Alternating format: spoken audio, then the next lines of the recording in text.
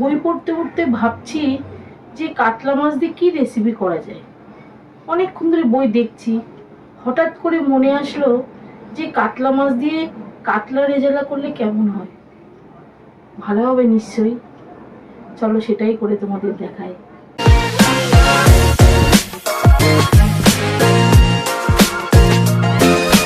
কাতলা কালিয়া করার জন্য আমি এখানে নিয়ে নিয়েছি 4 পিস কাতলা মাছ। মাছকে লবণ আর গোলমরিচের গুঁড়ো দিয়ে 8 ঘন্টা মতো মেখে রেখেছি।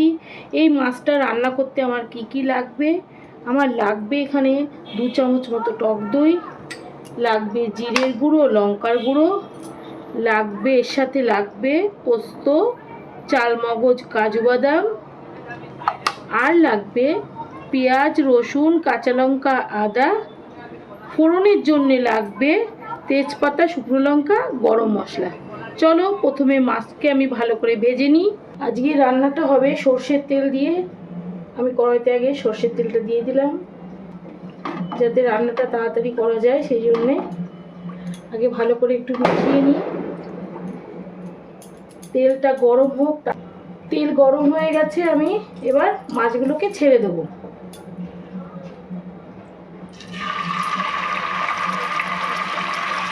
এখানে মাছ কিন্তু ডিপ ফ্রাই করে ভাজতে হবে।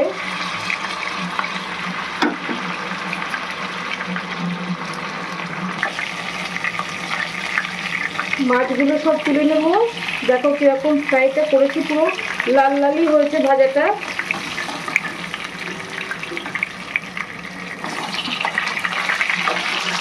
এইরকম করেই ভাজতে হবে।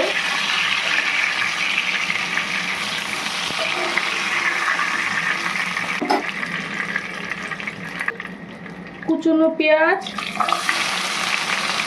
রসুন, কাঁচা লঙ্কা একটু হালকা করে ভেজে নেব। তার সাথে এর মধ্যে দিয়ে দেব কাজু। সমস্ত কিছু একটু হালকা ভেজে নেব।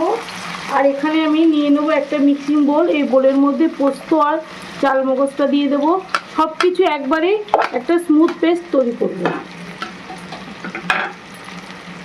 দিয়ে দেবো এই যে আদা, কুচনো আদাটাও দিয়ে দেবো। আর এইটা যখন ভাজা হালকা ভাজা হয়ে যাবে, এটাকে ঠান্ডা করে তারপরে আমাকে একটা পেস্ট তৈরি করতে হবে। পেঁয়াজটা হালকা করে ভেজে নিয়েছি। এখানে পেঁয়াজ, রসুন, কাঁচা লঙ্কা, কাজু সব কিছুই আছে।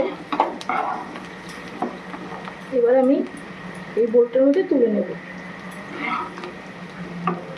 এইগুলো ঠান্ডা হবে, তারপরেই আমি পেস্টটা করব।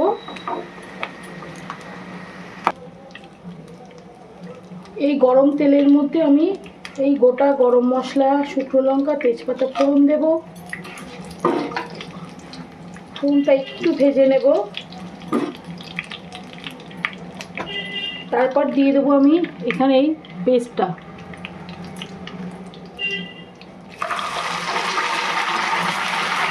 পেস্টটা দিয়ে ভালো করে এখন মেশাতে হবে। মিক্সিং বোল ধুয়ে আমি এর মধ্যে জলটা দিয়ে দেবো। এখন 1 চামচ লবণ, আর দিয়ে দেবো জিরের গুঁড়ো, লঙ্কার গুঁড়ো।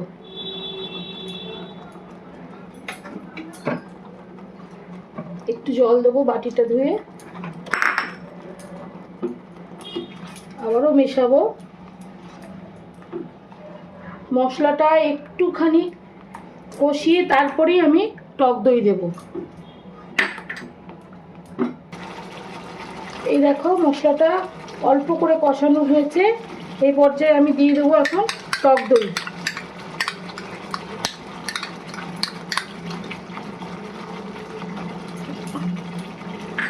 টক দইটা দিয়ে ভালো করে এখন মেশাতে হবে, যাতে লাম্প না হয়ে যায়।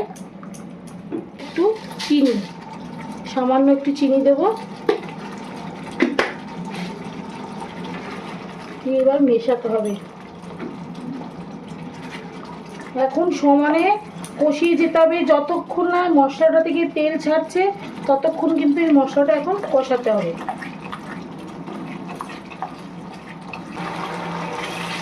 মশলা থেকে তেল ছেড়ে দিয়েছি। এবার এর মধ্যে আমি অল্প করে একটু জল দেব।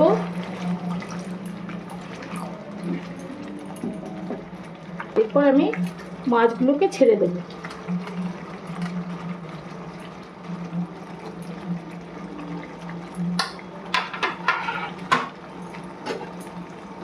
ঢাকনা বন্ধ করে দেব।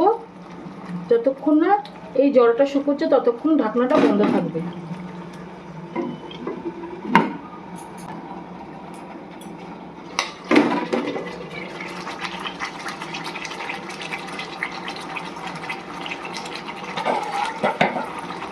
বন্ধুরা, কাতলা রেজালা একদম রেডি।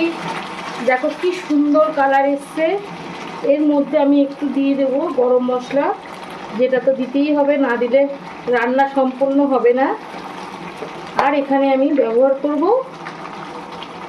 কেওড়া জল। ব্যাস। আর রান্নাতে আমি আজকে গরম মশলা দিয়েছি, কেওড়া জল দিলাম, ঘি একদমই দেব না। এবার ওভেনটা বন্ধ করে দেবো, তাহলেই আমার কাতলা রেজালা রেডি।